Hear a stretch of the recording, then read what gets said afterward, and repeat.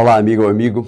É para mim um prazer estar perante ti para esta série de pequenos estudos que nos mostram um Deus que nos quer trazer luz e que nos dá paz nos dias atuais.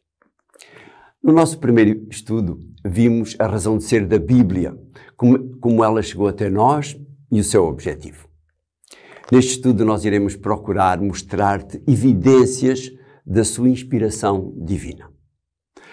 Comecemos por uma afirmação feita pelo apóstolo Pedro, cerca de 33 anos após a ressurreição e ascensão de Jesus. Diz ele no capítulo 1 e no verso 19 da sua carta: "E temos muito firme a palavra dos profetas, à qual bem fazeis em estar atentos, como a uma luz que alumia em lugar escuro, até que o dia esclareça e a estrela da alva apareça em vossos corações."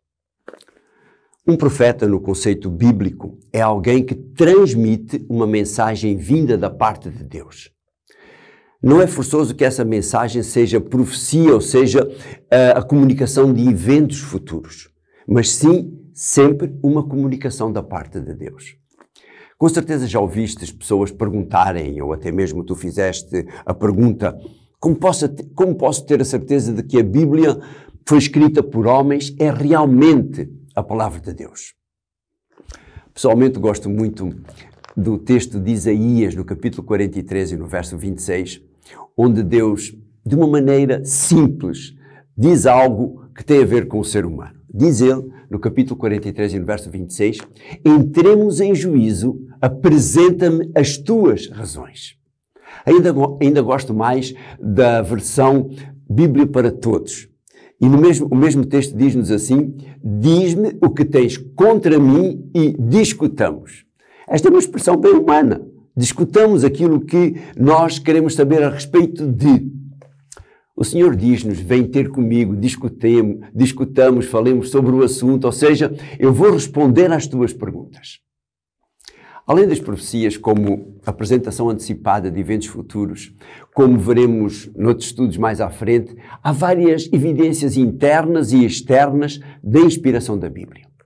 Por razões de tempo, nós iremos só ver algumas. Mas vamos ver então algumas evidências internas, ou seja, dentro da própria Bíblia, que nos mostram a sua origem divina.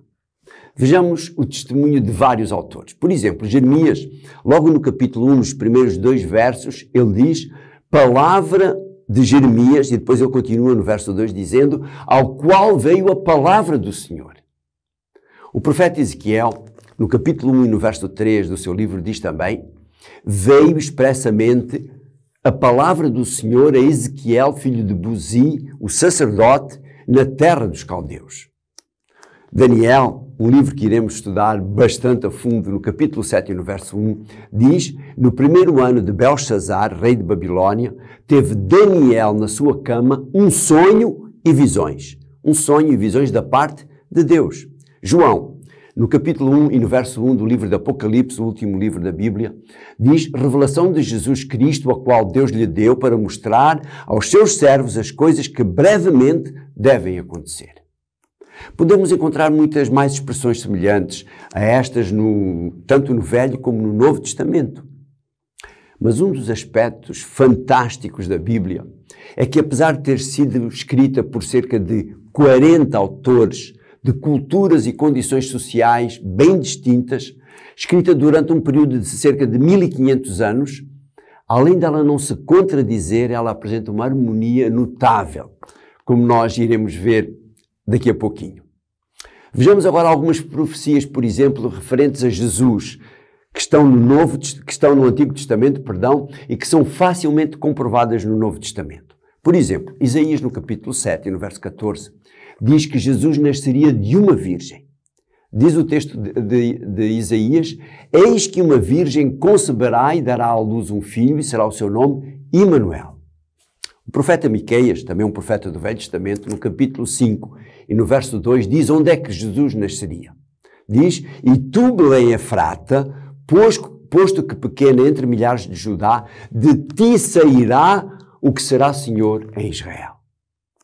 Zacarias, o profeta, no capítulo 11 e no verso 12, diz também qual seria o preço da sua traição. "E pesaram o meu salário 30 moedas de prata." Voltemos a Isaías. No capítulo 53, ele faz uma descrição de como seria a atitude, qual seria a atitude de Jesus quando fosse julgado e condenado. Diz ele, no capítulo 53 e no verso 7, ele foi oprimido, mas não abriu a sua boca. Como um cordeiro foi levado ao matadouro e como uma ovelha muda perante os seus tosqueadores, ele não abriu a sua boca. O cumprimento exato de tantas e tão detalhadas profecias só pode explicar que elas foram inspiradas pelo próprio Deus. No começo do seu ministério, por exemplo, Jesus foi anunciado por João Batista, conforme João descreve no capítulo 1 e no verso 29 do seu Evangelho. E ele diz, no dia seguinte, João viu Jesus que vinha para ele e disse: Eis o Cordeiro de Deus que tira o pecado do mundo. A palavra cordeiro, utilizada aqui por João, aparece na Bíblia 89 vezes e, na maioria dos casos, tem a ver com o serviço do santuário. Ela era um símbolo do futuro sacrifício de Jesus na cruz do Calvário para salvar todos os pecadores arrependidos. Este símbolo de Jesus surge explicitamente pela primeira vez naquela situação memorável, aquele ato de fé de Abraão, quando ele, perante a ordem de Deus para sacrificar o seu filho Isaque, e ele, o seu filho, o questiona, conforme Gênesis no capítulo 22 e no verso 7. Então falou Isaque a Abraão e disse: Meu pai. E ele disse: Eis-me aqui, meu filho. E ele disse: Eis aqui o fogo, a lenha, mas onde está o cordeiro para o holocausto? No verso 8, e disse Abraão: Deus proverá para si o cordeiro para o holocausto, meu filho. Assim caminharam juntos. O próprio Jesus refere que as profecias e símbolos que nós vimos atrás se referiam a ele.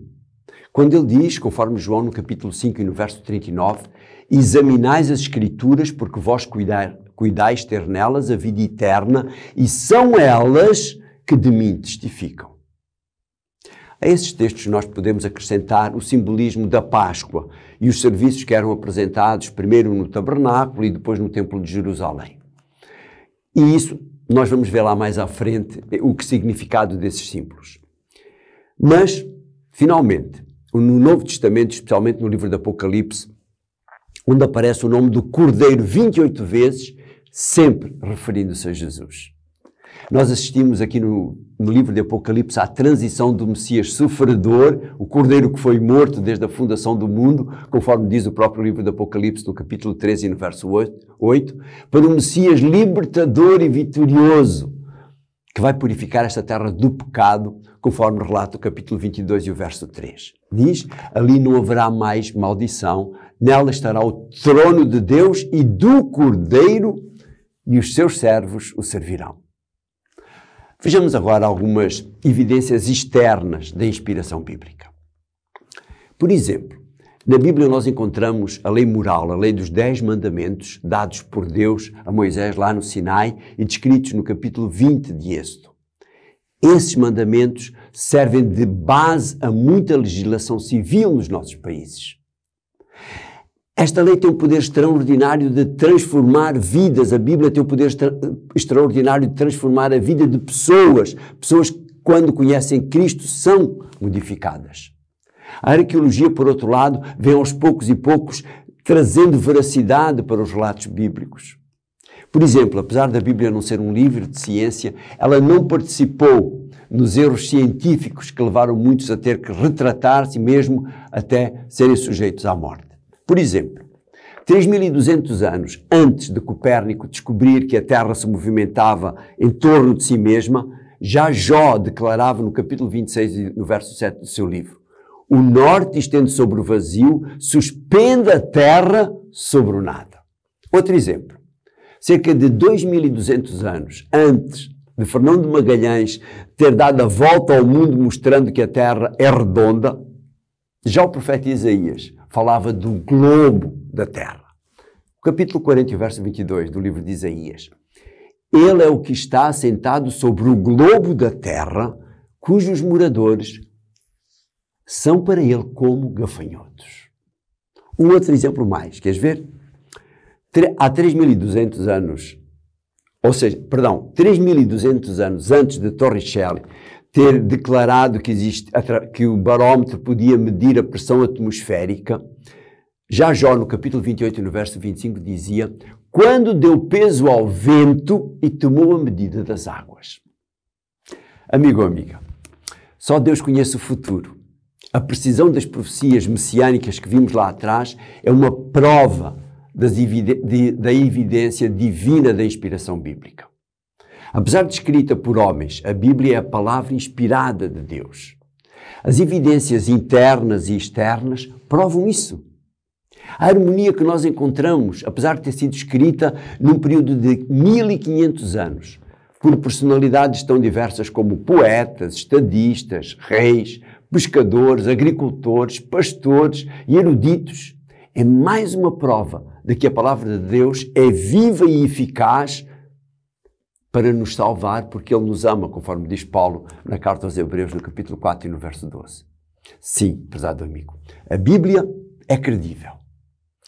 Obrigado, bom Deus, pela Tua palavra. Se quiseres mais informação ou uma cópia deste estudo, envia-nos uma mensagem para o endereço de e-mail que aparece aí embaixo, que estás a ver aí embaixo, e com todo o gosto nós enviar-te-emos. Um abraço e até ao próximo estudo.